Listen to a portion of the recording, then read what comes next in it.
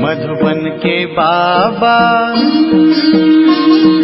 मधुबन के बाबा मुरली वाले, आपका क्या कहना, आपका क्या कहना। ओम शांति। आज 23 जून 2025 के साकार मधुर महावाक्य हैं। आज मीठे मीठे बाप दादा बोले, मीठे बच्चे, तुम्हारा पहला पहला सबक है, माना पाठ है, मैं आत्मा हूँ, शरीर नहीं। आत्म अभिमानी होकर रहो तो बाप की याद रहेगी। बाबा कहते, मीठे बच्चे, तुम्हारा पहला पहला पाठ है, मैं आत्मा हूँ, शरीर नहीं। आत्म अभिमानी होकर रहो तो बाप की याद रहेगी। बाबा ने आज प्रश्न पूछा है कि तुम बच्चों के पास कौन सा गुप्त खजाना है जो मनुष्यों के पास नहीं है। उत्तर में बाबा कहते, तुम्हें भगवान बाप पढ़ाते हैं, उस पढ़ाई की खुशी का गुप्त खजाना तुम्हारे पास है। तुम जानते हो हम जो पढ़ रहे हैं भविष्य अमर लोक के लिए, ना कि इस मृत्यु लोक के लिए। बाप कहते हैं, सवेरे सवेरे उठकर घूमो फिरो, सिर्फ पहला पहला पाठ याद करो तो खुशी का खजाना जमा होता जाएगा। ओम शांति। बाप बच्चों से पूछते हैं, बच्चे आत्मा अभिमानी हो बैठे हो, अपने को आत्मा समझ बैठे हो। हम आत्माओं को परमात्मा बाप पढ़ा रहे हैं। बच्चों को ये स्मृति आई है, हम देह नहीं आत्मा है। बच्चों को देही अभिमानी बनाने के लिए ही मेहनत करनी पड़ती है। बच्चे आत्म अभिमानी रह नहीं सकते, घड़ी घड़ी देह अभिमान में आ जाते हैं। इसलिए बाबा पूछते हैं, आत्म अभिमानी हो रहते हो? आत्म अभिमानी होंगे तो बाप की याद आएगी, और अगर देह अभिमानी होंगे तो लौकिक संबंधी याद आएंगे। पहले पहले ये शब्द याद रखना पड़े कि मैं आत्मा है, कि हम आत्मा हैं। मुझ आत्मा में ही 84 जन्मों का पाठ भरा हुआ है। ये पक्का करना है। क्या पक्का करना है? कि हम आत्मा हैं। आधा कल्प तुम देह अभिमान हो रहे हो। अभी सिर्फ संगम युग पर ही बच्चों को आत्म अभिमानी बनाया जाता है। अपने को देह समझने से बाप याद नहीं आएगा। इसलिए पहले पहले ये पाठ पक्का कर लो कि हम आत्मा बेहद बाप के बच्चे हैं। देह के बाप को याद करना कभी सिखलाया नहीं जाता है। अब बाप कहते हैं, मुझ पारलौकिक बाप को याद करो, आत्म अभिमानी बनो। देह अभिमानी बनने से देह के संबंध याद आएंगे। अपने को आत्मा समझ और बाप को याद करो, यही मेहनत है। ये कौन समझा रहे हैं? हम आत्माओं का बाप, जिनको सब याद करते हैं कि बाबा आओ, आकर इस दुख से लिबरेट करो। बच्चे जानते हैं इस पढ़ाई से हम भविष्य के लिए ऊंच पद पाते हैं। अभी तुम पुरुषोत्तम संगम युग पर हो, इस मृत्युलोक में अब बिल्कुल रहना नहीं है। यह हमारी पढ़ाई है ही भविष्य 21 जन्म के लिए। हम सतयुग अमर लोक के लिए पढ़ रहे हैं। अमर बाबा हमको ज्ञान सुना रहे हैं। तो यहाँ जब बैठते हो तो पहले पहले अपने को आत्मा समझ बाप की याद में रहना है, तो विकर्म विनाश होंगे। हम अभी संगम युग पर हैं। बाबा हमको पुरुषोत्तम बना रहे हैं। कहते हैं, मुझे याद करो तो तुम पुरुषोत्तम बन जाएंगे। मैं आया हूँ मनुष्य से देवता बनाने। सतयुग में तुम देवता थे। अभी जानते हो कैसे सीढ़ी उतरे हैं। हमारी आत्मा में 84 जन्मों का पाठ नूंधा हुआ है। दुनिया में कोई नहीं जानते। वह भक्ति मार्ग अलग है और यह ज्ञान मार्ग अलग है। जिन आत्माओं को बाप पढ़ाते हैं वह जाने और न जाने कोई। यह है गुप्त खजाना भविष्य के लिए। तुम पढ़ते ही हो अमर लोक के लिए, ना कि इस मृत्यु लोक के लिए। अब बाप कहते हैं, सवेरे उठकर घूमो फिरो। तो पहला पहला सबक यही याद करो कि हम आत्मा हैं, ना कि शरीर। हमारा रूहानी बाबा हमको पढ़ाते हैं, यह दुख की दुनिया अब बदलनी है। सुख सतयुग है, सुख की दुनिया। बुद्धि में सारा ज्ञान है। यह है रूहानी स्पिरिचुअल नॉलेज। बाप ज्ञान का सागर, स्पिरिचुअल फादर है। वह है ही देही का बाप। बाकी तो सभी देह के ही संबंधी हैं। अब देह के संबंध तोड़ एक से जोड़ना है। गाते भी हैं कि मेरा तो एक दूसरा न कोई। हम एक बाप को ही याद करते हैं, देह को भी याद नहीं करते। ये पुरानी देह तो छोड़नी है। यह भी तुमको ज्ञान मिलता है। यह शरीर कैसे छोड़ना है, याद करते करते शरीर छोड़ देना है। इसलिए बाबा कहते हैं देही अभिमानी बनो, अपने अंदर घोटते रहो। बाप, बीज और झाड़ को याद करना है। शास्त्रों में ये कल्प वृक्ष का वृत्तांत है। यह भी बच्चे जानते हैं कि हमको ज्ञान सागर बाप पढ़ाते हैं, कोई मनुष्य नहीं पढ़ाते हैं। ये पक्का कर लेना है। पढ़ना तो है ना। तो सतयुग में भी देहधारी पढ़ाते हैं। यह देहधारी नहीं है। यह कहते हैं मैं पुरानी देह का आधार ले तुमको पढ़ाता हूँ।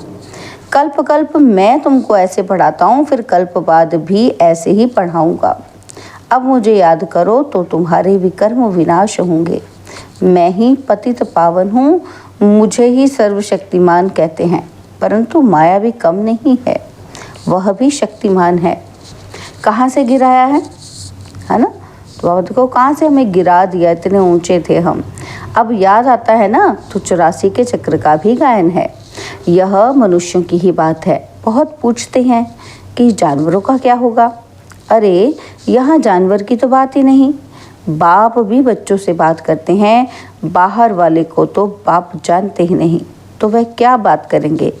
कोई कहेंगे कि हम बाबा से मिलना चाहते हैं। अब जानते कुछ भी नहीं, बैठकर उल्टे सुल्टे प्रश्न करेंगे। 7 दिन का कोर्स करने के बाद भी पूरा कुछ समझते नहीं हैं कि ये हमारा बेहद का बाप है। जो पुराने भक्त हैं, जिन्होंने बहुत भक्ति की हुई है, उनकी बुद्धि में तो ज्ञान की सब बातें बैठ जाती हैं। भक्ति कम की होगी तो बुद्धि में कम बैठेगा। तुम हो सबसे जास्ती पुराने भक्त।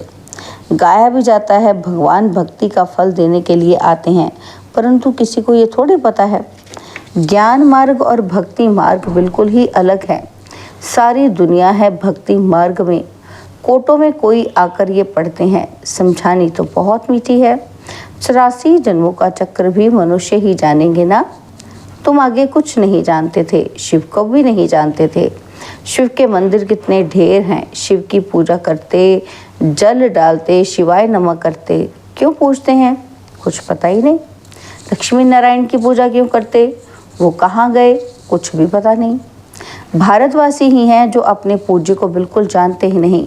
क्रिश्चियन जानते हैं क्राइस्ट फलाने संवत में आया, आकर स्थापना की, लेकिन शिव बाबा को तो कोई भी नहीं जानते। पतित पावन भी शिव को ही कहते हैं। वही ऊंचते ऊंचे है ना, तो उनकी सबसे जास्ती सेवा करते हैं। सर्व का सदगति दाता है। तुमको देखो कैसे पढ़ाते हैं। बाप को बुलाते भी हैं कि आकर पावन बनाओ। मंदिर में कितनी पूजा करते हैं, कितनी धूमधाम, कितना खर्चा करते हैं। श्रीनाथ के मंदिर में, जगन्नाथ के मंदिर में जाकर देखो, है तो एक ही जगन्नाथ, यानी जगत का नाथ। उसके पास चावल का हंडा चढ़ाते हैं। श्रीनाथ पर तो बहुत माल बनाते हैं। फर्क क्यों होता है, कारण तो चाहिए ना। श्रीनाथ को भी काला, जगन्नाथ को भी काला कर देते हैं। कारण तो कुछ भी नहीं समझते। जगतनाथ लक्ष्मी नारायण को ही कहते हैं या राधे कृष्ण को कहेंगे, बताओ। राधे कृष्ण और लक्ष्मी नारायण का संबंध क्या है, ये भी कोई नहीं जानते हैं। अभी तुम बच्चों को मालूम पड़ा है कि हम पूज्य देवता थे, फिर पुजारी बने हैं, चक्र लगाया। अभी फिर देवता बनने के लिए हम पढ़ते हैं। यह कोई मनुष्य नहीं पढ़ाते हैं। भगवान उवाच है। ज्ञान सागर भी भगवान को कहा जाता है।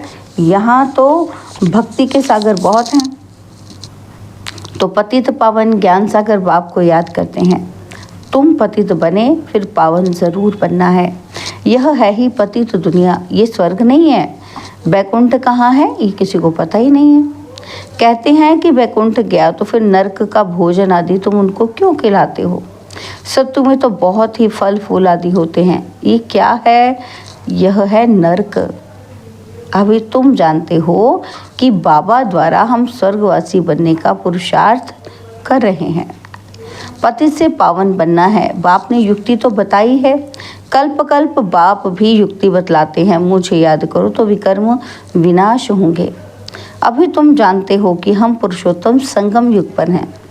तुम ही कहते हो कि बाबा हम 5000 वर्ष पहले ये बने थे। तुम ही जानते हो कि कल्प कल्प ये अमरनाथ बाबा से सुनते हैं। शिव बाबा ही अमरनाथ है, बाकी ऐसे नहीं कि पार्वती को बैठ कथा सुनाते हैं। वह है भक्ति, ज्ञान और भक्ति को तुमने समझा है। ब्राह्मणों का दिन और फिर ब्राह्मणों की रात। बाप समझाते हैं तुम ब्राह्मण हो ना, आदि देव भी ब्राह्मण ही था, देवता नहीं कहेंगे।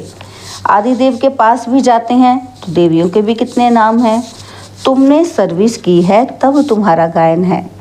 भारत जो वाइसलेस था वह फिर विशिष्ट बन जाता है। अभी रावण राज्य है ना, तो संगम युग पर तुम बच्चे अभी पुरुषोत्तम बनते हो। तुम्हारे पर बृहस्पति की दशा अविनाशी बैठती है, तब तुम अमरपुरी के मालिक बन जाते हो। बाप तुम्हें पढ़ा रहे हैं मनुष्य से देवता बनाने के लिए। स्वर्ग के मालिक बनने को बृहस्पति की दशा कहा जाता है। तुम स्वर्ग अमरपुरी में तो ज़रूर जाएंगे, बाकी पढ़ाई में दशाएं नीचे ऊपर होती रहती हैं, याद ही भूल जाती है। बाप ने कहा है मुझे याद करो, गीता में भी है भगवानुवाच काम महाशत्रु है। पढ़ते भी हैं परंतु विकार को जीतते थोड़ी हैं। भगवान ने कब कहा भगवान ने ये सब? 5000 वर्ष हो गए। अब फिर भगवान कहते हैं काम महाशत्रु है, इस पर जीत पानी है। यह आदि मध्य अंत दुख देने वाला है। मुख्य है काम की बात, इस पर ही पतित कहा जाता है। अभी पता पड़ा है कि ये चक्र फिरता है, हम पतित बनते हैं और फिर बाप आकर पावन बनाते हैं ड्रामा के अनुसार। बाबा बार बार कहते हैं पहले पहले अल्फ की बात याद करो। श्रीमत पर चलने से ही तुम श्रेष्ठ बनेंगे, यह भी तुम समझते हो।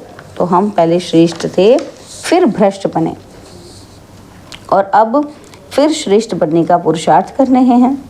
दैवी गुण धारण करना है, किसी को भी दुख नहीं देना है, सबको रास्ता बताते जाओ। बाप कहते हैं मुझे याद करो तो पाप कट जाए।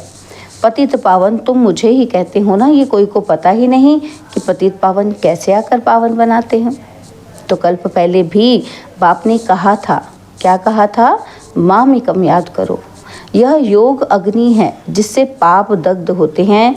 खाद निकलने से आत्मा पवित्र बन जाती है। खाद सोने में ही डालते हैं, फिर जेवर भी ऐसा बनता है। अभी तुम बच्चों को बाप ने समझाया है कि आत्मा में कैसे खाद पड़ी है, उसको निकालना है। बाप का भी ड्रामा में पार्ट है जो तुम बच्चों को आकर देही अभिमानी बनाते हैं। पवित्र भी बनना है। तुम जानते हो सतयुग में हम वैष्णव थे, पवित्र गृहस्थ आश्रम था, और अभी हम पवित्र बन और विष्णुपुरी के मालिक बनते हैं। तुम डबल वैष्णव बनते हो, सच्चे सच्चे वैष्णव तुम हो। वह है विकारी वैष्णव धर्म के और तुम हो निर्विकारी वैष्णव धर्म के। अभी एक तो बाप को याद करते हो और नॉलेज जो बाप में है वह तुम धारण करते हो। तुम राजाओं का राजा बनते हो, वह राजाएं बनते हैं अल्पकाल एक जन्म के लिए, और तुम्हारी राजाई है 21 पीढ़ी अर्थात फुल एज पास करते हो। वहाँ कब अकाले मृत्यु नहीं होगा? कहाँ पर? सतयुग में ना। तो बाबा कहते तुम काल पर जीत पाते हो। समय जब होता है तो समझते हो कि अब ये पुरानी खाल छोड़ नहीं लेनी है। तुमको साक्षात्कार होगा। खुशी के बाजे बजते रहते हैं। तमो प्रधान शरीर को छोड़ सतो प्रधान शरीर लेना, यह तो खुशी की बात है। और वहाँ 150 वर्ष आयु एवरेज रहती है, और यहाँ तो अकाल मृत्यु होती रहती है। क्योंकि भोगी हैं। जिन बच्चों को योग यथार्थ है उनकी सर्व कर्मेंद्रियाँ योग बल से वश में होंगी। योग में पूरा रहने से कर्मेंद्रियाँ शीतल हो जाती हैं। सतयुग में तुमको कोई भी कर्मेंद्रियाँ धोखा नहीं देती हैं। कभी ऐसे नहीं कहेंगे कि कर्मेंद्रिय वश में नहीं है। तुम बहुत ऊंच पद पाते हो। इनको कहा जाता है बृहस्पति की अविनाशी दशा। वृक्षपति मनुष्य सृष्टि का बीज रूप है बाप। बीज है ऊपर में, उनको याद भी ऊपर में करते हैं। आत्मा बाप को याद करती है। तुम बच्चे जानते हो बेहद का बाप हमको पढ़ाते हैं। वह आते ही एक बार हैं अमर कथा सुनाने। अमर कथा कहो, सत्यनारायण की कथा कहो, उस कथा का भी अर्थ नहीं समझते हैं। सत्यनारायण की कथा से नर से नारायण बनते हैं और अमर कथा से तुम अमर बनते हो। बाबा हर एक बात क्लियर कर समझाते हैं। अच्छा, मीठे मीठे सिकिलदे बच्चों प्रति माता पिता बाप दादा का याद, प्यार और गुड मॉर्निंग। रूहानी बाप की रूहानी बच्चों को नमस्ते। हम रूहानी बच्चों की रूहानी बाप दादाजी को दिलवा जान सिखवा प्रेम से नमस्ते। ओम शांति। प्यारे बाबा, मीठे बाबा, मेरे बाबा, शुक्रिया बाबा, शुक्रिया बाबा, शुक्रिया। धारणा के लिए मुख्य सार क्या है? पहला पॉइंट है योग बल से अपनी सर्व कर्मेंद्रियों को वश में करना है। एक वृक्षपति बाप की याद में रहना है। सच्चा वैष्णव अर्थात पवित्र बनना है। और दूसरा, सवेरे उठकर पहला पाठ पक्का करना है। कौन सा? कि मैं आत्मा हूँ, शरीर नहीं। हमारा रूहानी बाबा हमको पढ़ाते हैं यह दुख की दुनिया अब बदलनी है। ऐसे बुद्धि में सारा ज्ञान सिमरन होता रहे। बाबा ने आज वरदान दिया, हर खजाने को कार्य में लगाकर पद्मों की कमाई जमा करने वाले पद्मा पदम भाग्यशाली भव। हर खजाने को कार्य में लगाकर पद्मों की कमाई जमा करने वाले पद्मा पदम भाग्यशाली भव। हर सेकंड पद्मों की कमाई जमा करने का वरदान ड्रामा में संगम के समय को मिला हुआ है। ऐसे वरदान को स्वयं प्रति जमा करो और औरों के प्रति दान करो। ऐसे ही संकल्प के खजाने को, ज्ञान के खजाने को और स्थूल धन रूपी खजाने को कार्य में लगाकर पद्मों की कमाई जमा करो। क्योंकि इस समय स्थूल धन भी ईश्वर अर्थ समर्पण करने से एक नया पैसा एक नया रत्न समान वैल्यू का हो जाता है। एक पैसा किसके समान? एक रत्न के समान। तो इन सर्व खजानों को स्वयं के प्रति व सेवा के प्रति कार्य में लगाओ तो पद्मा पदम भाग्यशाली बन जाएंगे। स्लोगन है, जहाँ दिल का स्नेह है वहाँ सबका सहयोग स्नेह सहज प्राप्त होता है। जहाँ दिल का स्नेह है वहाँ सबका सहयोग सहज प्राप्त होता है। बाबा के अव्यक्त इशारे आत्मिक स्थिति में रहने का अभ्यास करो और अंतर्मुखी बनो। बाबा कहते हैं अब ऐसे ट्रांसपेरेंट हो जाओ कि आपके शरीर के अंदर आत्मा विराजमान है, वह स्पष्ट सभी को दिखाई दे। आपका आत्मिक स्वरूप उन्हों को अपने आत्मिक स्वरूप का साक्षात्कार कराए। इसको ही कहते हैं अव्यक्त व आत्मिक स्थिति का अनुभव कराना। अच्छा, ओम शांति।